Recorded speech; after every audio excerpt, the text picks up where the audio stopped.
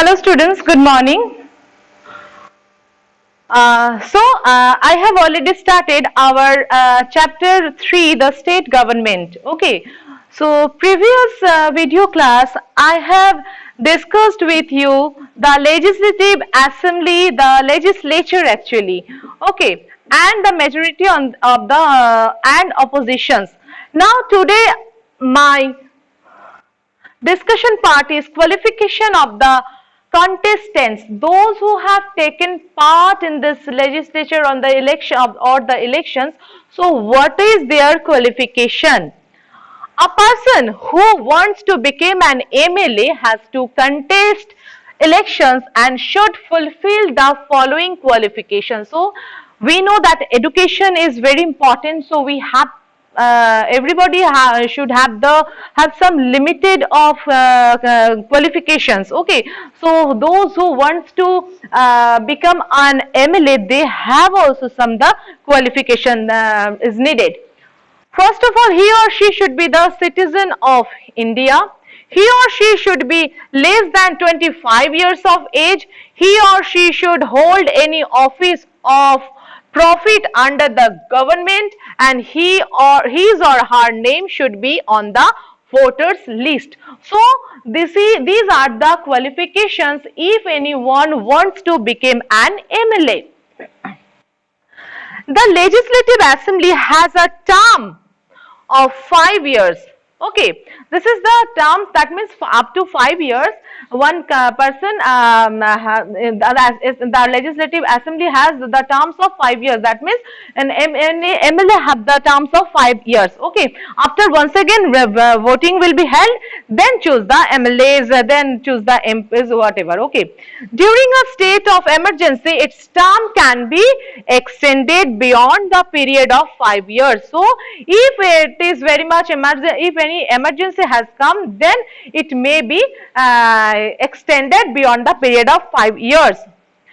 As at times if no confidence motion is passed successfully against the ruling party, then the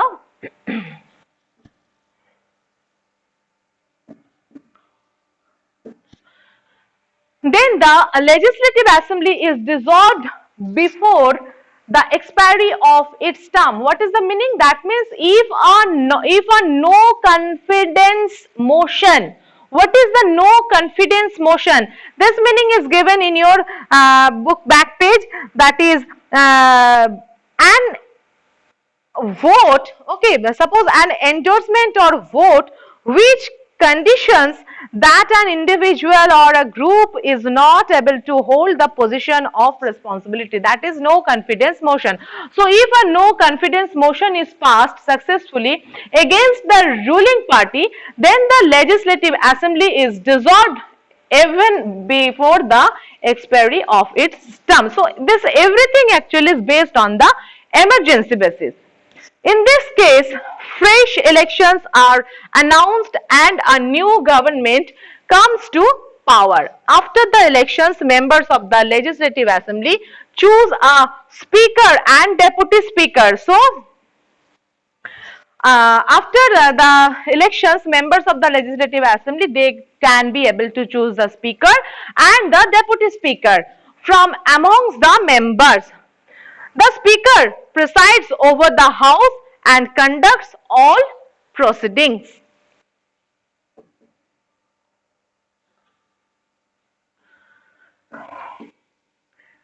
Now, knowledge booster. Some informations have been given that Vidhan Sabha elections of Uttar Pradesh in 2017, what was happened? Candidates from various political parties won the 2017 assembly elections and became MLAs. Since the total number of MLAs in the Legislative Assembly is 404, a political party would have needed to have more than 202 MLAs in order to gain a majority. The Bharatiya Janata Party, that means BJP, with 300 MLAs had the majority and it became the ruling party. all other MLAs become the oppositions. In the case, the Samajwadi Party was the major opposition party. So, in 2017, Uttar Pradesh, who was the ruling party with the 300 MLA, BJP, and who was the opposition party? Samajwadi Party was the major opposition party, since it had the largest number of MLAs after the BJP. Among the oppositions were other parties, including those who had been elected as independent candidates. This some information has been shared with you.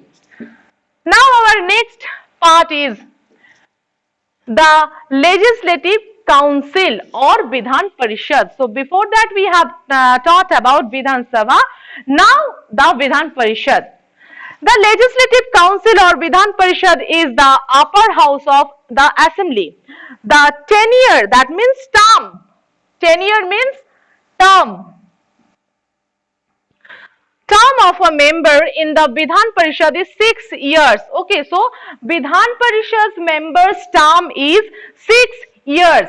Some members of the Vidhan Parishad are elected indirectly by the members of the Legislative Assembly, that means MLAs. So, few members are elected by the MLAs, some by local bodies, some by high school teachers, graduates, etc. So, in this way they are chosen. Okay. Some members are nominated by the governor from among people who have distinguished themselves in different fields like art, literature, social work, and so on. So, in this way, candidates are chosen on Vidhan Parishad.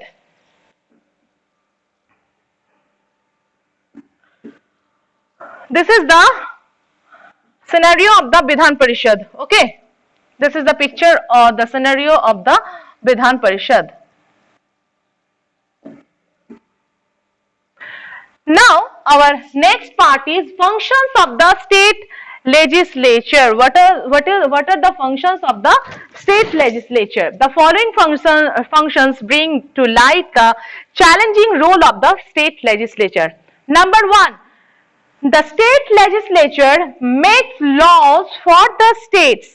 Okay, so state legislature, what he makes? It makes the laws for the state. It can make laws only on the subjects mentioned in the state list as mentioned in the Constitution of India. Whatever subject's name is mentioned, only particular means in state list some subjects are mentioned. Okay, only about that basis of laws they have made or created.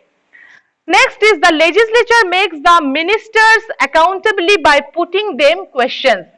The lower house of the legislature can dismiss the ministry by passing a no confidence motion against it. Number 3, it has fulfilled control over the finances of the state. That means monetary part, okay, economic part. It passes the annual budget, imposes and reduces taxes. Imposes means maybe high, okay. Imposes means forcefully if anyone try to raise the taxes or reduce the taxes. Accepts supplementary demands, etc. Without its approval, the state government cannot spend money. So, without any approval, state government never spend any type of money.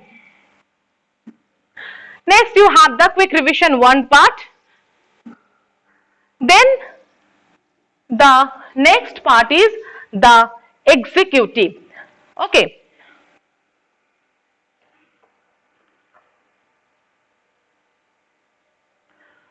So, dear students, this executive part we will discuss in our next video class. Okay, so till thank you and goodbye.